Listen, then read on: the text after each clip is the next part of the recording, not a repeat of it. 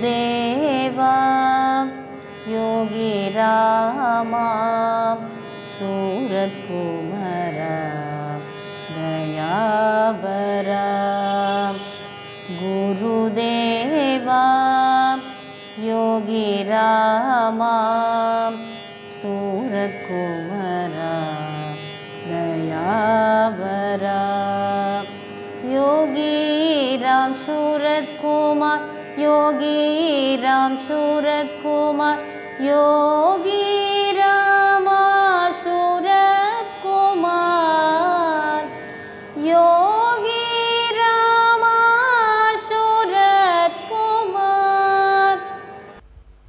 சிலந்தி பூச்சி அதனுடைய வாயிலிருந்தே அந்த நூலை விட்டுக்கொள்கிறது. அதிலேயே அது வலை பண்ணுகிறது. பிறகு அந்த வலையே அது ஒடுக்கிக் கொள்கிறது, தன்னுள் எடுத்துக்கொள்கிறது. அதுபோல இந்த பிரபஞ்சமும் எந்த விதமான புதிய அம்சங்களும் இல்லாமல் இருப்பது மாற்றமடைகிறது, மீண்டும் அதிலே ஒடுங்கி விடுகிறது. இந்த பிரபஞ்சத்தினுடைய தோற்றமும் ஒடுக்கமும் அவ்வாறு இருக்கிறது. அதைப்போல நானும் சுயம் பிரகாசனான அந்த இறைவனிடமிருந்து ஒளியை பெற்றேன் அப்படி என்று சொல்லி பிரம்மதேவர் சொல்லுகிறார். நாரதர் கேட்கிறார், நீங்கள் எப்படி இந்த உலகை படைக்கிறீர்கள், எப்படி இதை பரிபாலிக்கிறீர்கள்? அதாவது புதிது 1000 பேர் இருந்தால் 1000 பேருக்கும் 1000 விதத்திலே வித்தியாசமான முகங்கள் இல்லையா? 1 கோடி பேர் இருந்தால் 1 கோடி வித்தியாசம். ஒருவரை போல் இன்னொருவர் இருப்பதில்லை. அது மாதிரி எல்லா உயிரினங்களிலும் நாய், நரி, பூனை, கழுதை, இப்படி விலங்குகள், பறவைகள் ஒவ்வொன்றிலும் லட்சக்கணக்கான வித்தியாசங்களோடு எல்லாம் விசித்திரமாகவே இருக்கும் அதை பார்த்தால். அப்போ பகவான் நான் படைப்பதில்லை, இதற்கெல்லாம் ஆதாரமாக முழுமுதற் பரம்பொருள் இருக்கிறார் என்று சொல்லி அந்த நாரதருக்கு சொல்லுகிறார். ஆகவே அவர் அந்த பரம்பொருளே எல்லாமாக இருக்கிறார். பரம்பொருளினுடைய ஒரு அம்சம்தான் நான். அவரே எல்லாம் இயக்குகின்றார், அவரே தோற்றுவிக்கின்றார், அவரே அந்த தோற்றுவித்த அந்த பிரபஞ்சத்தை நிலைநிறுத்துகிறார், அவரே தன்னுள் எடுத்துக்கொள்கிறார். இது மாதிரி அவரை தவிர வேறு எதுவும் இல்லை. உண்மையில் கிருஷ்ணம் வந்தேம் ஜெகத்குரு, அவர் உலகுக்கு நாயகராக அந்த பரம்பொருள் ஒருவரே இருக்கிறார். அந்த தனிப்பெரும் கடவுளாக தலைவராக இருக்கிற கிருஷ்ணனை நான் வணங்குகிறேன் என்பதுதான் என்னிடம் கேட்டால் அதுதான் சத்திய வாக்கு. நாரதா, உபாதான காரணங்களை பஞ்சமகா பூதங்களும், பிறவிக்கு காரணமான கர்மமும், இவற்றை இயக்கும் காலமும், அவற்றின் மாறுதலுக்கு காரணமான சுபாவமும், இவற்றை நுகரும் ஜீவாத்மாவும் அனைத்தும் உண்மையில் பரமாத்மாதான். எது இந்த பிரபஞ்சத்தில் இருக்கின்ற அத்தனைக்கும் ஆதாரமாக அவரே இருக்கிறார். அவர்தான் வாசுதேவர். அவரை தவிர வேறொன்றும் இல்லை. அவர் அனைத்தையும் பார்த்து கொண்டிருக்கிறார், அவர் அனைத்தையும் கவனித்து கொண்டிருக்கிறார், அனைத்துள்ளும் வியாபித்திருக்கிறார்.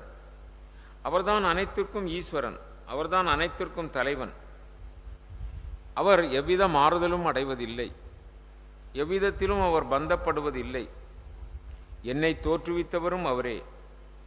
அவருடைய திரு கண்ணோக்கின் இயக்கத்தால் தான் எல்லாம் நடந்து கொண்டிருக்கிறது. ஆகவே பிரம்மா நாரதருக்கு மிக தெளிவாக சொல்லுகிறார். அது நமக்கும் அறிய வேண்டிய முக்கியமான நிகழ்வு. பகவானை தவிர வேறு எதுவும் கிடையாது. சிலர் நினைக்கிறோம் பகவான் பிரம்மா, சிவன், விஷ்ணு இவர்களெல்லாம் படைத்தல், காத்தல், அழித்தல் தொழில் செய்கிறார்கள் அல்லவா, அதற்கு பிறகு திக்கு பாலகர் காவல் புரிகிறார்கள் அல்லவா, யமதர்மன் உயிரை பிடித்து செல்கிறார் அல்லவா, அது மாதிரி தேவர்களெல்லாம் இருக்கிறார்கள் அல்லவா, குபேரன் முதலானவர்கள் இருக்கிறார்கள் அல்லவா, அரக்கர்கள் எல்லாமே சுருங்க சொன்னால் அவர் ஒருவரே இவ்வாறெல்லாம் இருக்கிறார். நீங்களாக இருப்பதும் அவர்தான், அவர்களாக இருப்பதும் அவர்தான். எதுவாக இருந்தாலும் இந்த பிரபஞ்சத்தில் அவரை தவிர வேறு ஒன்றும் இல்லை. இதைத்தான் நம் குருநாதர் மிக தெளிவாக எப்படி சொல்லியிருக்கிறார், என் தந்தை ஒருவரே இருக்கிறார், அவரை தவிர வேறு ஒன்றும் இல்லை. இது எவ்வளவு வேதத்தினுடைய முடிந்த முடிவு பாருங்கள். இதில் நமக்கு திடமான ஒரு உண்மை தெரிந்து விட்டதென்றால், அனுபூதிக்கு வந்துவிட்டால் நமக்கு எந்த விதமான பேதமும் இருக்காது, எந்த விதமான வித்தியாசமும் இருக்காது, எந்த விதமான மாற்று எண்ணங்களே இருக்காது, விருப்பு வெறுப்பு இருக்காது, ராகதுவேஷம், விருப்பு வெறுப்பு ராகதுவேஷம் இருக்காது, கோபதாபங்கள், கோபப்படுவார்கள் பிறகு தாபப்படுவார்கள், அதுதான் கோபதாபம். அப்படி எதுவுமே இருக்காது. எதை உணர்ந்து விட்டால் எல்லாம் பிரம்மம், எல்லாம் பிரம்மத்தின் நிலை, பிரம்மம்தான் இப்படி இருக்கிறது. சொல்வதும் பிரம்மம், கேட்பதும் பிரம்மம்.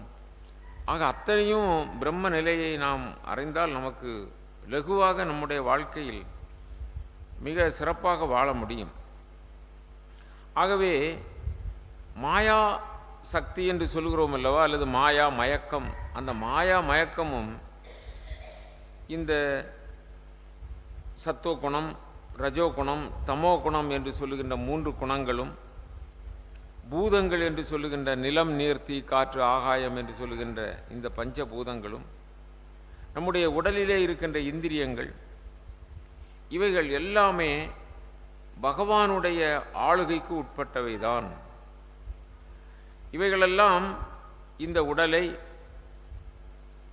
நாம் நான் என்று நினைக்கிறோம், இந்த நம்முடைய சொந்த பந்தங்களை எனது என்று நினைக்கிறோம், நம்முடைய உடைமைகளை எனது என்று நினைக்கிறோம். இப்படி புத்தி நமக்கு சொல்லுகிறது, மனம் நமக்கு சொல்லுகிறது, இத்தனையும் அவருடைய ஆளுகைக்கு உட்பட்டது தான். ஆகவே இந்த மயக்கமும் அவருடைய ஆளுகைக்கு உட்பட்டது தான். ஆகவே பொறிபுலன்களால் அறிய இயலாத இறைவன் பிரகிருதியின் அந்த முக்குணங்களாலான போர்வைக்குள் தன்னை மறைத்து கொண்டு அறிய முடியாதவராக இருக்கிறார். இந்த மயக்கம் நமக்கு இருப்பதனால் நம்மோடு இருக்கிற பகவானை நாம் உணர முடியவில்லை. நம்மோடு அவர் நீங்காதவராக இருக்கிறார். உள்ளத்து ஒருவனை, உள்ளொரு ஜோதியை, உள்ளம் விட்டு ஓரடி நீங்கா ஒருவனை, உள்ளமும் தானும் உடனே இருக்கினும் உள்ளம் அவரை உருவறியாதே. நம்மோடு இருக்கிறார், நம்மை இயக்குகிறார். அவருடைய சாநித்தியத்தால், ஆற்றலால் இயங்குகிறோம். நான் என்ற ஒரு வியக்தியே தனியாக இல்லை. அப்படியெல்லாம் தெரிந்திருந்தாலும் அவரை நாம் உணராமல் இருக்கிறோமே, அறியாமல் இருக்கிறோமே. இதுதான் மயக்கம், அதுதான் மாயை. அப்படிப்பட்ட மாயையினால் மக்கள் தன்னுடைய நிலையிலிருந்து பிறழ்ந்து இது வேறு அது வேறு என்று சொல்லி கொண்டிருக்கிறார்கள். பஞ்சபூதங்களை பார்த்தால் ஒன்றிலிருந்து தான் அது விரிந்திருக்கிறது என்பது தெரியும். ஆகாயம், ஆகாயத்தினுடைய தன்மாத்திரை என்ன? ஓசை. ஆகாயத்திலிருந்து என்ன வருகிறது? காற்று வருகிறது. காற்றினுடைய தன்மாத்திரை என்ன? ஸ்பரிசம். ஒரு காற்று அடித்தால் தெரிகிறதில்ல, ஃபேன் இந்த பக்கம் திருப்பி வச்சா காற்று அடிக்கிறது தெரியுது, அது ஸ்பரிசம். அதற்கு அடுத்தாற்போல் உள்ள பூதம், ஆகாயத்துக்கு அடுத்தாற்போல் நெருப்பு. காற்று, காற்றுக்கு அடுத்தாற்போல் நெருப்பு. நெருப்பு என்பது நமக்கு ஒளி, அதனுடைய தன்மாத்திரை. அதற்கு அடுத்தாற்போல் இந்த ஆகாயத்தில் ஒரு தன்மாத்திரை தான் இருக்கிறது, ஓசை மட்டும். இந்த அடுத்தாற்போல் வருகின்ற காற்றில் என்ன இருக்கிறது? ஸ்பரிசமும் ஓசையும் இருக்கிறது. அதற்கு அடுத்தாற்போல் வருகின்ற நெருப்பில் ஒளி, ஓசை, ஸ்பரிசம் மூன்றும் இருக்கிறது இல்லையா? அதற்கு அடுத்தாற்போல் வருகின்ற நீர், நீரிலே 4 தன்மாத்திரைகள் வந்து விடுகின்றன. அதுக்கு என்ன இருக்கிறது? சுவை இருக்கிறது. அப்படி என்றால் ஒலி, ஸ்பரிசம், ஒளி, சுவை இருக்கிறது இல்லையா?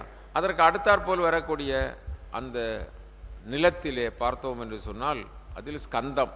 ஸ்கந்தம் என்றால் நாற்றம், மனம். அதில் 5 இருக்கிறது, 5 தன்மாத்திரைகள். இப்படி ஒன்றிலிருந்து விரிந்து வருகிறது. பிறகு பிரளயத்திலே அல்லது உள்வாங்குகின்ற பொழுது நிலம் நீரில் போகிறது, ஒடுங்குகிறது. நிலமும் நீரும் நெருப்பில் ஒடுங்குகிறது. நிலமும் நீரும் நெருப்பும் காற்றில் ஒடுங்குகிறது. நிலமும் நீரும் நெருப்பும் காற்றும் ஆகாயத்தில் ஒடுங்குகிறது. ஆகாயம் தன்மாத்திரையிலே, தன்னிலையிலே ஒன்றுமில்லாத மிக சூட்சுமமான அந்த பரத்திலே ஒடுங்கி போகிறது. இது மாதிரி விரிகிறது, அது மாதிரி ஒடுங்குகிறது. இந்த பிருத்திவியில் இப்படிப்பட்ட 5 விதமான தன்மாத்திரைகளும், பிருத்திவி என்று சொன்னால் இந்த மண்ணிலே இந்த தன்மைகளெல்லாம் இருக்கின்றன. இது மாதிரி படைப்புகள் மேலோங்கி செல்கின்றது. அப்படி நாரதருக்கு அவருடைய தந்தையான பிரம்மதேவர் சொல்லி கொண்டு வருகிறார். அப்படி அந்த சொல்லி கொண்டு வருகின்ற பொழுது அந்த விராட் புருஷனுடைய மகிமைகள் என்ன, அந்த விராட் புருஷன் எப்படியெல்லாம் இங்கே அந்த இயக்கங்களை இயக்கி கொண்டிருக்கிறார் என்பதையெல்லாம் சொல்லி கொண்டு வருகிறார். பகவான் ஸ்ரீமன் நாராயணன் இயற்கையில் எந்த ஒரு குணத்துக்கும் ஆட்படாதவர். அவர் நிர்குணர், நிர்குணம். சகுணம், நிர்குணம். நிர்குணம் என்றால் குணமற்றவர், சகுணம் என்றால் குணத்தோடு வருகின்றவர். ஆனால் அவரை எதுவும் ஒட்டாது. ஆனால் படைப்பை தொடங்குவதற்காக தன் பிரகிருதியான மாயையினால் கல்யாண குணங்களை மேற்கொள்கிறார். இந்த படைப்பை மேற்கொள்வதற்காக அவர் எல்லாவற்றையும் ஏற்றுக்கொள்கிறார். எல்லாவற்றையும் ஏற்றுக்கொள்ளுதல் என்றால் தன்னுடைய அந்த குண நிலைகளையும் அவர் வெளிப்படுத்துகிறார். குணமற்றவர் குணமுடையவராக வெளிப்படுத்துகிறார். இந்த பிரபஞ்சத்தை பற்றி நாரதர் கேட்டதற்கு மீண்டும் சொல்லுகிறார், அப்பா, இறைவனை தவிர வேறு காரணம் உள்ளது இல்லாதது எதுவுமே இல்லை. தெளிவாக சொல்லுகிறார் நாரதருக்கு. இறைவனை தவிர இந்த பிரபஞ்சத்திலே வேறு ஏதாவது உண்டு அல்லது இல்லை என்று சொல்வதற்கு இல்லை, அல்லது வேறு காரியம் இருக்கிறது, வேறு காரணம் இருக்கிறது என்று சொல்வதற்கு இல்லை. அவரே எல்லாமாக இருக்கின்றார். வேதமே திருமேனியாக கொண்டவன் என்று கூறும்படி நான் முன்பு தவம் செய்தேன். இவர் என்ன செய்தார் என்றால், அந்த திருமாலின் அந்த பரந்தாமன் அவர் பார்க்கடலிலே பள்ளி கொண்டு அந்த பிரளயத்திற்கு பிறகு தனி ஒருவராக அப்படியே இருக்கிறார். அவருடைய உந்தி கமலத்தில் பிரம்மா தோன்றுகிறார். அவர் அந்த நீரில் மேலே அந்த தாமரை பூவிலே அவர் வெளிப்பட்ட பொழுது சுற்றிலும் பார்க்கிறார், எதுவும் தெரியவில்லை. எல்லா இடங்களிலும் ஒரே நீர்நிலைதான், எதுவும் தெரியவில்லை. அவருக்கு தான் எங்கிருந்து வந்தோம், எதற்கு வந்தோம், நான் யார் என்பது ஒன்றும் தெரியவில்லை. ஆகவே அங்கும் இங்கும் பார்க்கிறார், ஒன்றும் அவருக்கு புரியவில்லை. என்ன செய்ய வேண்டும் என்று தெரியவில்லை. எதற்காக வந்தோம், எங்கிருந்து வந்தோம், ஒன்றும் தெரியவில்லை. அப்படி ஒரு நிச்சலமாக இருக்கிறார். அதனால் என்ன செய்வது, யாராவது இருக்கிறார்களா என்று சுற்றுமுற்றும் பார்த்தால் இல்லை. பலகாலம் அப்படி சிந்திக்கிறார். அதன் பிறகு அவருடைய காதுகளில் அருகிலே தப தப அப்படி என்று சொல்லுகின்ற 2 எழுத்துக்கள் தப என்று கேட்கிறது. அப்படி என்று சொன்னால் தவம் செய்ய வேண்டும் போலுக்கும் என்று சொல்லி முடிவு செய்து பல லட்சக்கணக்கான ஆண்டுகள் தவம் செய்கிறார். அப்படி தவம் செய்து நிறைவாக அவருக்கு பகவான் அவருடைய தவத்திற்கு மெச்சி அருள்பாலிக்கிறார். அருள்பாலித்து அவருக்கு விண்ணுலகை காட்டுகிறார், வைகுந்தத்தை காட்டுகிறார். அந்த வைகுந்தம் மிக சிறப்பாக அமைந்திருக்கிறது. அந்த வைகுந்தத்திலே எல்லா நிலைகளிலும் சுபிட்சமாக இருக்கிறார்கள். எந்த குணநிலைகளும் அங்கு இல்லை, எந்த மயக்கமும் அங்கு இல்லை. எல்லோரும் சச்சிதானந்தமாக இருக்கிறார்கள். அந்த காட்சியை பெறுகிறார். அந்த காட்சியை பெற்று இவர் அதிலே திளைத்த பொழுது பகவான் எழுந்தருளி அவருடைய கைகளை பிடித்து, உனக்கு நான் ஆதாரமாக இருக்கிறேன், நீ செய்த தவத்தினால் தவத்தை நான் மெச்சினேன், உனக்கு எல்லா சக்திகளையும் ஆற்றலையும் கொடுக்கிறேன், நீ படைப்பு தொழிலை செய்வாயாக, எங்கனம் படைப்பேன் என்று சொல்லுகின்ற பொழுது அதற்கான அறிவையும் நான் உனக்கு கொடுக்கிறேன் அப்படி என்று சொல்லுகிறார். இது மாதிரி சொல்லிவிட்டு பகவானது திருவிளையாடல்கள் அங்கு பிரம்மாவினால் நாரதருக்கு சொல்லப்படுகிறது. அப்படி அந்த திருவிளையாடல்களை சொல்லுகின்ற பொழுது இரண்யாட்சன், உங்களுக்கு வரலாறு தெரியும், அவன் பூமியையே அந்த நீருக்குள் மறைத்தான். அந்த இரண்யாட்சனிடம் இருந்து அந்த பூமியை வெளிக்கிளப்பினார். வராக அவதாரம் கொம்புகளிலே எடுத்து வருவார் இல்லையா, இரண்யாட்சனையும் வதைத்தார். அதுபோல பகவானுடைய திருவிளையாடல்கள் நடத்தப்பட்ட அந்த அவதாரங்களெல்லாம் ஒன்றன் பின் ஒன்றாக சொல்லுகிறார்.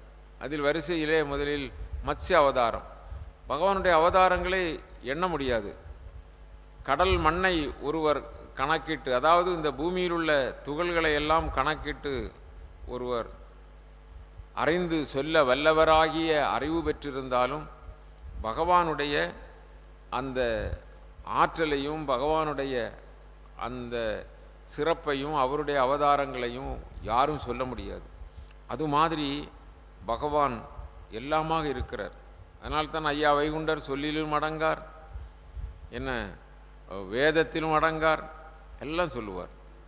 அதுபோல எதிலும் அவரை அடக்க முடியாது. அதிலே முதலில் மத்ஸ்யாவதாரம். இந்த மத்ஸ்யாவதாரத்தில் அவர் மீனாக தோன்றி அவர் இந்த பிரளய ஜலத்திலே முகத்திலிருந்து நழுவி விழுந்த வேதங்களை எல்லாம் எடுத்துக்கொண்டு அதிலே படகின் மூலம் அதையெல்லாம் எடுத்துக்கொண்டு சரி செய்தார். அதன் பிறகு கூர்ம அவதாரம்.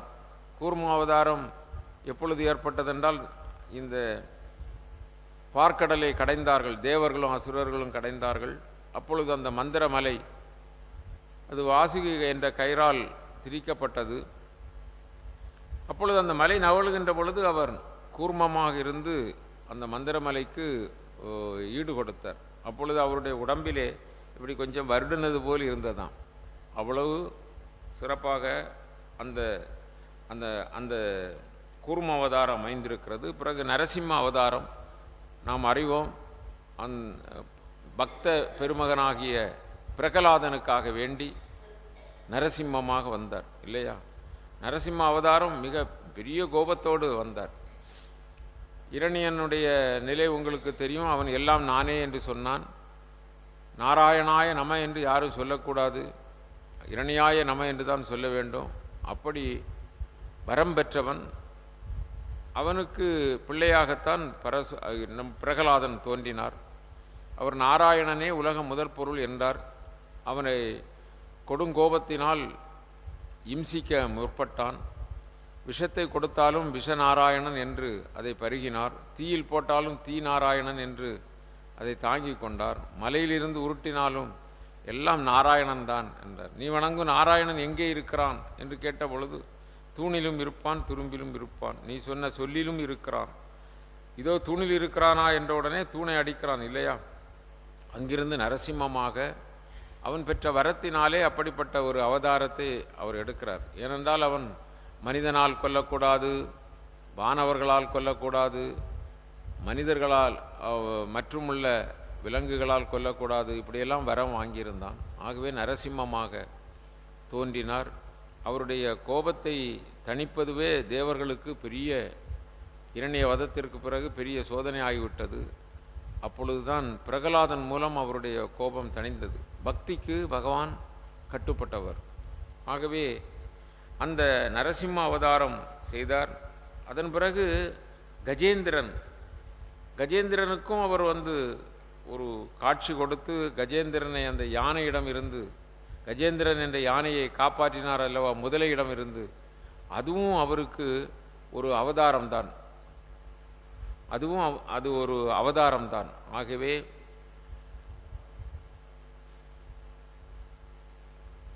அப்படிப்பட்ட அதன் பிறகு ஸ்ரீராம அவதாரம். ஸ்ரீராம அவதாரம் எப்படிப்பட்டது நாம் அறிவோம் இல்லையா. அந்த முக்கோடி வாழ்நாளும் முயன்றுடைய பெருந்தவமும் எக்கோடி யாவராலும் வெல்லப்படாது நின்ற அந்த வரமும் பெற்ற அவன் ராமபிரானுடைய பாணத்தினாலே அனைத்தையும் இழந்து அவன் மண்ணோடு மண்ணாக புழுதியிலே விழுந்து கிடந்தான். அது மாதிரி பல காலம் அவன் தேவர்களையும் முனிவர்களையும் கஷ்டப்படுத்தினான். அதனால் ராம அவதாரம். அதன் பிறகு கிருஷ்ண அவதாரம். இந்த கிருஷ்ண அவதாரத்திலே பகவான் பூர்ண அவதாரமாக தோன்றினார். பூர்ண அவதாரத்திலே பல அற்புதங்களை செய்தார். பூதனை அவளை கொல்ல வந்தார். சிறு பையனாக இருக்கும்போது நஞ்சு கலந்த மார்பை கொடுத்து பால் ஊட்டுவது போல அவரை கொன்று விடலாம் என்று வந்தாள். அப்பொழுது பால் குடிப்பது போல அவளுடைய உயிரையே குடித்தார் இல்லையா?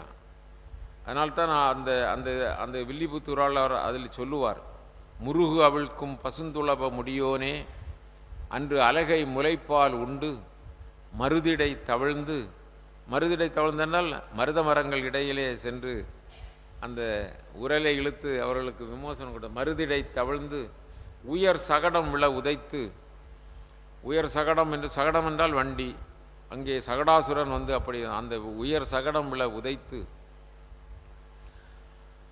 பொதுவர் மனை வளர்ந்த மாலே சொல்லுவார். எல்லா வீடுகளிலும் போய் அந்தந்த கோபியாசிரியர்கள்லாம் என் பிள்ளை என்று சொல்லுகின்ற விதத்திலே நம் பிள்ளை நம் வீட்டுக்கு வரமாட்டானா, இங்கு வந்து சிரிக்க மாட்டானா, நம்மோடு பேச மாட்டானா என்று பொதுவர் மனை புகுந்து அப்படியெல்லாம் வாழ்ந்தவர் கண்ண பரமாத்மா. அப்படி வாழ்ந்து பல்வேறு சாகசங்களை செய்தார். காளியன் என்ற பாம்பை அவர் அடக்கினார். அது ரொம்ப கொடுமை செய்தது. அவனுடைய தலையிலே காளிய மர்த்தனம் பண்ணினார். இந்திரனுடைய கர்வத்தை அடக்குவதற்காக இந்திர பூஜையை நிறுத்தி அவன் மழை பொழிந்த பொழுது கோவர்த்தனகிரியை தூக்கி குடையாக பிடித்து கோபாலர்களையும் ஆடு மாடு நிறைகளையெல்லாம் காத்தார். அது மாதிரி கோடை காலத்திலே இந்த கோபர்களெல்லாம் படுத்திருந்த நேரத்திலே சுற்றி நெருப்பு பிடித்து கொண்டது, காட்டுத்தீ பிடித்து கொண்டது. என்ன செய்வது கண்ணா என்று எல்லோரும் அழுது அரற்றிய பொழுது கண்களை மூடிக்கொள்ளுங்கள் என்று சொல்லி அங்கிருந்து எடுத்து சென்றார். பிரம்மதேவனே ஒரு வருட காலம் இவருடைய ஆனிரைகள் எல்லாம் ஒழித்து வைத்தார். எப்படி இது இயங்குகிறது என்று. படைப்புக்கே ஆதாரமாக இருக்கிற பரம்பொருள் அல்லவா. ஒரு வருட காலம் ஆடு மாடுகள் போல அந்த ஒவ்வொரு பிள்ளைகள் எப்படி இருக்குமோ, மாடுகள் எப்படி இருக்குமோ ஆனிரைகள், அது மாதிரி அவரே எல்லாமாக இருந்தார். ஆகவே எல்லா நிலைகளிலும் பல்வேறு சாகசங்களை கிருஷ்ண அவதாரத்திலே மிக தெளிவாக நமக்கு வாழ்ந்து காட்டினார். கிருஷ்ணா கிருஷ்ணா கிருஷ்ணா என்று சொன்னாலே போதும். ஸ்ரீகிருஷ்ணன் இப்படி மிக சிறந்த நிலையிலே அவருடைய அவதாரத்தினுடைய மகிமையை உலகுக்கு உணர்த்தினார். அந்த காலகட்டத்தில் இருந்த பல்வேறு அசுர சம்பத்துக்களாக வந்த அந்த அரக்கர்கள், அவர்கள் பிரலம்பன், தேனுகன், பகன், கேசி, அரிஷ்டன், இப்படி நூற்றுக்கணக்கான அசுரர்களை எல்லாம் அழித்தார். அதன் பிறகு வியாசராக பகவான் அவதரித்தார். வியாசராக அவதரித்து தான் அவர் 4 வேதங்கள் எல்லாம் 6 சாஸ்திரங்கள் எல்லாம் கொடுத்தார். அது மாதிரி உபநிடதங்கள்லாம் கொடுத்தார். நாம் காலையிலே பார்த்தோம் அந்த வியாச அவதாரம். இப்படியாக அவருடைய அவதாரத்தினுடைய எண்ணிக்கை 1 அல்ல 2 அல்ல. பூமியில் உள்ள அனைத்து துகள்களை எண்ணினாலும் அவருடைய அந்த அந்த அவதாரத்தை சொல்ல முடியாது. எல்லாம் நாம் காணுகிறதெல்லாம் அந்த மகா பரம புருஷரான பகவானுடைய ஒரு துளி சக்தி தான், ஒரு துவலை தான். பெருங்கடல் இருந்து ஒரு துவலை போலத்தான் நமக்கு கிடைக்கின்ற இந்த செய்திகளெல்லாம். அதன் பிறகு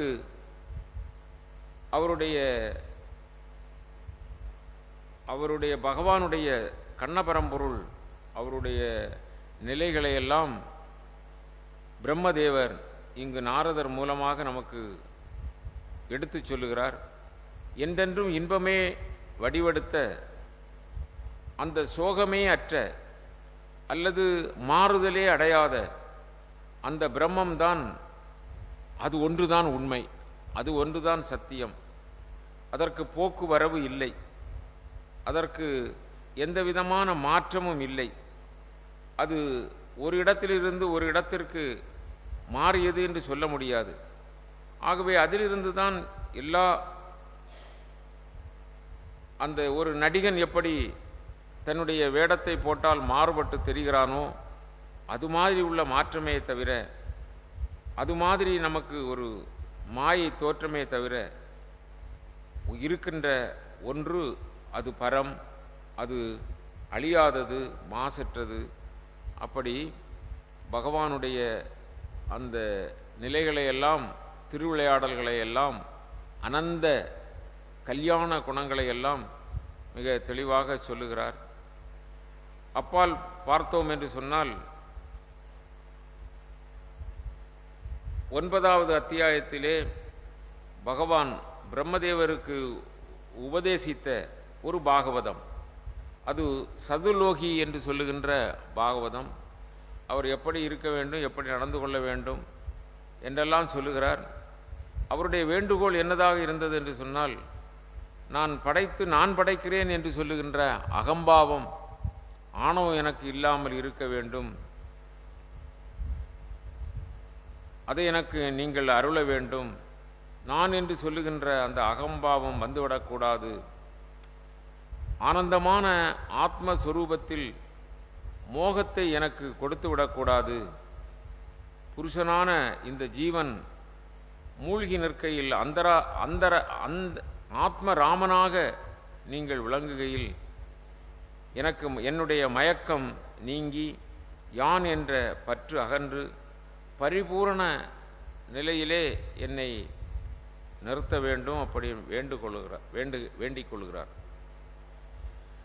உண்மையிலேயே ஒவ்வொரு பக்தர்களுக்கும் இறைவனுடைய அந்த உண்மை அறிவு நமக்கு கிடைத்ததென்றால், அந்த உண்மை அறிவு நம்முடைய வேண்டுதலால் தான் கிடைக்கும். அதனால் பகவானை பிரார்த்திக்கின்ற பொழுது, பகவானே எனக்கு சத்தியமான உணர்வுகள் கிடைக்கட்டும், பகவானே எனக்கு மெய்ப்பொருள் ஞானம் கிடைக்கட்டும், ஆத்ம ஞானம் கிடைக்கட்டும், அப்படி என்று வேண்ட வேண்டும். பிரம்மதேவருக்கு இறை அருளால் தான் உண்மை அறிவு உண்டாயிற்று என்பதை அவர் விளக்கி சொல்லுகிறார். அப்படி விளக்கி சொல்லுகின்ற பொழுது, மூவுலகங்களுக்கும் பிதாவான பிரம்மதேவர் தான் பிறந்த இடமான அந்த தாமரையில் இருந்து, நாம் முன்பு சொன்னோம் அல்லவா, அவர் திக்கு தெரியாமல் இருந்த நேரத்திலே அவருக்கு அந்த உண்மை அறிவை கொடுக்கிறார். ஆகவே அந்த உண்மை அறிவை பெற்றுக்கொண்ட அந்த பிரம்மதேவர் நான் அல்ல, நான் அல்ல, நான் அல்ல, அது அது என்று சொல்லி உணரப்பெற்று தனக்கு எந்த விதமான அகம்பாவ உணர்வுகளும் வந்துவிடக்கூடாது என்று சொல்லி, இறைவா நீவிர்தான் அனைத்து உயிர்களின் இதயத்தில் அமர்ந்து சாட்சியாக அனைத்தையும் கண்டுகொண்டு இருக்கிறீர்கள். ஆகவே தாங்கள் தங்களது தடங்களற்ற ஞானத்தால் நான் செய்ய வேண்டியதை, செய்ய விரும்பியதை நான் அறிந்திருக்க நீவீர் அறிவுறுத்துவீராக அப்படின்னு சொல்கிறார். ஆக இந்த பிரபஞ்சத்தை முற்றிலுமாக இயக்குகின்ற இயக்கதாரியாக இருக்கின்ற பரம்பொருள் ஒவ்வொரு உயிர்களுக்கும் உயிருக்கு உயிராக இருந்து பிரம்மதேவர் முதலிய அந்த படைப்பு தொழிலை செய்பவர்களையும் இயங்கச் செய்து எல்லா திருவுருவங்களிலும் தானாகவே இருந்து அருள் புரிந்து திருவிளையாடல் புரிகின்ற உம்முடைய தன்மையை யாராலும் விளக்கிச் சொல்ல முடியாது. 1000 நாவுடைய ஆதிசேடன் கூட உம்முடைய பெருமையை சொல்ல முடியாது. ஆகவே பரம்பொருளே, தங்கள் கட்டளைப்படி சோம்பலின்றி படைப்பு தொழிலை தொடங்குகிறேன். தாங்கள் செய்த ஞானோபதேசமான அருளால் படைப்பு தொழிலில் எனக்கு எந்த நிலையிலும் நான் தான் படைத்தேன் என்று வந்துவிடக்கூடாது. இதெல்லாம் நமக்கு உள்ள பாடம். நம்ம ஒரு சின்ன காரியத்தை செய்தாலும் நான் தான் செய்தேன், என்னால் தான் இது முடிந்தது இல்லையா? படைப்பு தொழிலை செய்யக்கூடிய அந்த பிரம்மாவே நான் தான் என்று எனக்கு வந்துவிடக்கூடாது என்று வேண்டுகிறார். அப்படி என்றால் நாம் எவ்வளவு கவனமாக இருந்து நான் அல்ல நான் அல்ல நான் அல்ல என்று எடுத்து செல்ல வேண்டும். ஆகவே அப்படிப்பட்ட செருக்கு எனக்கு ஏற்பட்டு விடக்கூடாது என்று வேண்டுகிறார். அதன் மாதிரி எனக்கு அருள் வேண்டும் என்று வேண்டிக் கொள்கிறார். அதாவது ஸ்தூல சூட்சுமங்களின் காரணமான அஞ்ஞானம் எனக்கு இல்லாமல் போக வேண்டும். ஸ்தூல சூட்சுமங்களில் நமக்கு என்ன இருக்கிறது? அஞ்ஞானம் இருக்கிறது. எங்கு இந்த படைப்பு இல்லையோ அங்கு பகவான் சொல்லுகிறார், பிரம்மதேவரிடம் சொல்லுகிறார், படைப்பு இல்லாவிட்டாலும் நான் இருக்கிறேன். எங்கு இந்த படைப்பு இல்லையோ நான் இருக்கிறேன். இந்த படைப்பு உருவாக தோன்றும் அனைத்தும் நானே. பிரபஞ்சம் பிரளயத்தில் லயமடையும் அந்த லயமடைந்த நிலையிலும் தனித்திருப்பவனும் நானே. ஆக படைப்பு இருந்தாலும் அவர் இருக்கிறார், படைப்பு இல்லாவிட்டாலும் அவர் இருக்கிறார். பிரளயத்தில் ஒடுங்கும் போதும் அவர் இருக்கிறார், பிரளயத்தில் எதுவும் இல்லாவிட்டால் கூட அவர் இருக்கிறார். எதுவும் அவரை தவிர வேறு இல்லை. ஒரு பொருளின் பிரதிபிம்பம் என்பது உண்மையில் ஒரு வஸ்துவே அல்ல. பிரதிபிம்பம் என்பது ஒரு வஸ்துவா ஆகாது. அது உண்மை பொருள் ஒன்றாகத்தான் இருக்கும்.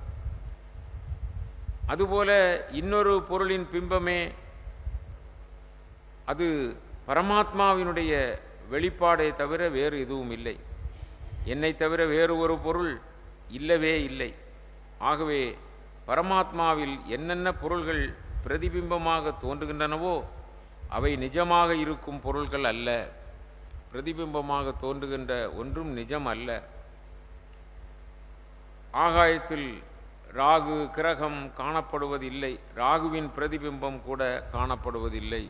அது மாதிரி எல்லாமே தானாகவே இருப்பதாக பகவான் எடுத்து சொல்லுகிறார்கள். உலகியல் வஸ்துக்களில் பருவுருவை கண்டு இது பிரம்மம் அல்ல இது பிரம்மம் அல்ல என்று அப்படி வாதிட்டாலும் உண்மையிலேயே அவற்றின் ஆன்மாவாக விளங்குவதால் இது பிரம்மம்தான் என்கிற அவ்வியத்தாலும் அறியப்படுவது ஒன்றேதான், நானேதான் அனைத்துமாக. உப்பு இல்லை என்று சொல்வோம், நீரில் கரைந்திருந்தால் உப்பு தெரிவதில்லை. ஆனால் உப்பு இல்லை என்று ஆகாது. உப்பு அங்கு இருக்கிறது, ஆனால் அது தெரியாமல் இருக்கிறது.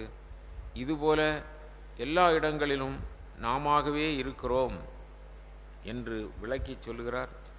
இன்னும் சொல்லுகின்ற பொழுது புராண இலக்கணங்களை பகவான் நாரத மகரிஷிக்கு விளக்கி கொண்டு வருகிறார். அதை தொடர்ந்து பார்த்தோம் என்று சொன்னால் மிக சிறப்பாக நிறைவு நிலையிலே இந்த இரண்டாவது ஸ்கந்தத்தினுடைய நிறைவு பகுதியிலே சொல்லுவார், பிரபஞ்சத்தினுடைய படைப்பு முதலிய கர்மங்கள் பரமாத்மாவாக இருக்கின்ற பரம்பொருளின் அந்த அவருடைய மூலமாக வைத்துத்தான் நடைபெறுகின்றன. பகவானிடம் செயலை செய்வதையோ யாரும் ஒன்றுபடுத்த முடியாது. ஆனால் வேதங்கள் பகவானே அதை செய்வதாக கூறி பின் இது மாயை செயல், இது இறைவனிடம் ஏற்றி சொல்லப்பட்டது என்கின்றன. இல்லாததை உண்டு என்று கூறி பின் இல்லை என்கிறது இல்லை. இது ரொம்ப முக்கியம். அதாவது இல்லாததை உண்டு என்று சொல்வது, கயிறு இருக்கிறது, அது இருக்கின்ற பொருள். இல்லாதது எது? பாம்பு என்பது இல்லை. ஆனால் இல்லாததை நாம் இருக்கிறது என்று நினைக்கிறோம் இல்லையா? அதனால்தான் சொல்லுகிறது வேதம் சொல்லுகிறது, இல்லாததற்கு இருப்பு இல்லை, உள்ளதற்கு இல்லாமை இல்லை. உள்ள பொருளை இல்லாமை இல்லை, இருக்கின்ற பொருளுக்கு அழிவு இல்லை. இல்லாத பொருள் இல்லாதது தான். பாம்பு ஒருபோதும் அங்கு இல்லை. ஆனால் நம்முடைய மயக்கத்தினால், அறியாமையினால் பாம்பு என்று சொல்லுகிறோம். அதுபோல இந்த பிரபஞ்சத்தில் காணுகின்ற, நம்முடைய கண்களுக்கு எட்டுகின்ற இந்த பொருள்களெல்லாம், அவைகளெல்லாம் மாறுகின்றன என்ற காரணத்தினால் இது இல்லாதது என்று நினைத்துவிட வேண்டாம். அவைகளுடைய தோற்றம்தான் நமக்கு மயக்கத்தை கொடுக்கிறதே தவிர அது முழுக்க முழுக்க பிரம்மம்தான். அதைத்தான் திருமூலர் சொல்லுகின்ற பொழுது, மரத்தை மறைத்தது மாமத யானை, மரத்துள் மறைந்தது மாமத யானை. என்ன, மரமாக பார்க்கின்ற பொழுது அது யானையாக தென்படவில்லை, யானையாக பார்க்கின்ற பொழுது அது மரமாக தென்படவில்லை. ஆனால் அந்த பொருள் இருக்கிறதா? இருக்கிறது. அது பரம். அது பரத்தை மறைத்தது பார்முதல் பூதம், பரத்துள் மறைந்தது பார்முதல் பூதம் என்கிறார். பார்முதல் பூதம் என்று சொன்னால் இந்த நிலம் முதலாய பஞ்சபூதங்கள், அவைகள் எதை மறைத்து விட்டன? பரத்தை மறைத்து விட்டன. நமக்கு நாமெல்லாம் அதற்கு ஒரு பெயர் கொடுக்கிறோம். இது மரம், இது செடி, இது கொடி, இது பூ, இது மேஜை, இது நாற்காலி, இல்லையா? உலக பொருள் வஸ்துகளுக்கெல்லாம் ஒவ்வொரு பெயர் வைத்திருக்கிறோம் அல்லவா? நாமே அதற்கு ஒரு பெயர் வைத்து இந்த இந்த பிரபஞ்சத்தில் காணக்கூடிய பொருள் எல்லாம் பரம் என்பதை மறந்து விடுகிறோம். நாவுக்கரசர் எப்படி, இது சின்ன நாவுக்கரசர், பெரிய மூத்த நாவுக்கரசர், 1வது நாவுக்கரசர், 2வது நாவுக்கரசர், 3வது எல்லா நாவுக்கரசர் தான். இந்த உலக்குக்கு நாவுக்கரசர், மறைக்காலுக்கு நாவுக்கரசர், சத்திரத்துக்கு எல்லாமே அது. அப்படி என்று சொன்னால் அது 1, 2 என்று தான் வைத்துக்கொள்ள வேண்டுமே தவிர புது பெயர் சொல்வதற்கே வாயில். பிரம்மம் ஒன்று தான், பிரம்மம் ஒன்றாகவே இருக்கிறது. ஆதிசங்கரர் இதைத்தான் அத்வைதம் என்று விளக்கி சொன்னார். துவைதம் இல்லை. 2 என்று சொன்னாலே விவகாரம் வந்துவிடும். 2 இந்த உலகிலே இல்லை, ஒன்று தான் இருக்கிறது. அந்த ஒன்று நம்முடைய மயக்கத்தினால் வித்தியாசமாக தெரிகிறது. பார்க்கும் இடமெங்கும் நீக்கமர நிறைகின்ற பரிபூரணானந்தமே சொல்லுவார் இல்லையா? பார்க்கின்ற இடமெல்லாம் அவரே இருக்கின்றார். அது நம்முடைய பார்வையில் தான் என்ன இருக்கிறது? தவறு இருக்கிறது. பார்ப்பதை பரமாக பார்க்க வேண்டும். நாம் இப்பொழுது சாதாரணமாக பட்டாம்பூச்சி வந்தது என்று சொன்னால் யோகிராம் சுரத்குமார் என்று நினைவு கூறுகிறோம் அல்லவா? வெட்டுக்கிளி, பச்சை வெட்டுக்கிளி வந்தால் யோகிராம் சுரத்குமார். கருடனை பார்த்தால் என்ன சொல்லுவோம்? கிருஷ்ணா கிருஷ்ணா சொல்லுவோம். அணிலை பார்த்தால் ராமருடைய ஞாபகம் வரும் இல்லையா? இது மாதிரி சில பொருள்களை நாம் இப்பொழுது பகவானுடைய அந்த எண்ணம் வருகின்ற பொருளாக பார்க்கிறோம் அல்லவா? இதை நாம் பெருக்கிக் கொண்டால் போதும்.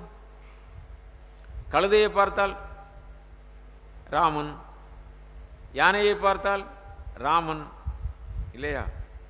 இவர் ரவீந்திரனை பார்த்தால் ராமன், ராஜேந்திரனை பார்த்தால் ராமன், என்ன துளசி அம்மாவை பார்த்தால் இல்லையா, ராஜகுமாரி அம்மாவை பார்த்தால் எல்லாம் ராமன். ராமனை தவிர வேறு ஒன்றும் இல்லை. உண்மை அதுதானே? அப்பொழுது அந்த ஞாபகத்தை இனி மனிதர்களை பார்த்தால் நான் ராமனாக நினைப்பேன். பட்டாம்பூச்சியை பார்த்தால் எப்படி யோகிராம் சுரத்குமாரா நினைக்கிறோமோ அதுபோல ஒரு மனிதரை, ஒவ்வொரு மனிதர்களையும் பார்த்த உடனே, மனிதர்களை பார்க்கிறோம் அல்லவா, எல்லாம் ராமன். அப்படி என்று வணக்கம் ராமன். கருடனை பார்த்து வணங்குகிறோம் அல்லவா இல்லையா? யானையை பார்த்த உடனே வணங்குகிறோம். என்ன? பிள்ளையார், விநாயகப் பெருமான். அப்படி கொஞ்சம் கூட்டிக் கொண்டே போனோம் என்று சொன்னால் அதிகரித்து கொண்டே போவோம். காசியில் போய் சங்கல்பம் செய்வோம் அல்லவா? அது மாதிரி இன்று முதல் நான் நம்ம வீட்டுக்கிட்ட நிறைய எலி ஓடுது, எலியை பார்த்தா ராமன் என்று நினைப்பேன். காகம் உணவு வைக்கிறோம், காகத்தை பார்த்தால் ராமன் என்று நினைப்பேன். இப்படி எடுத்துக்கொண்டோம் என்றால் எல்லாம் பிரம்மமாக நமக்கு தோன்றுவதற்கு எல்லா உண்மை நிலைகளையும் உணர்ந்த நிலைக்கு வர முடியும். மிக்க மகிழ்ச்சி. இந்த இடத்திலே பரமே எங்கும் யாண்டும் இருக்கிறது, பரமே அனைத்துமாக இருக்கிறது, பரத்தை தவிர வேறு ஒன்றும் இல்லை.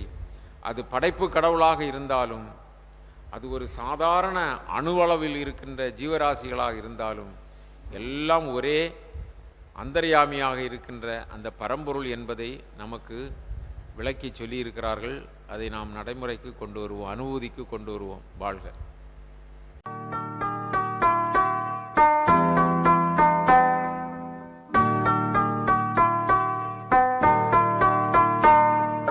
योगी राम सूरत कुमार जय गुरु राया।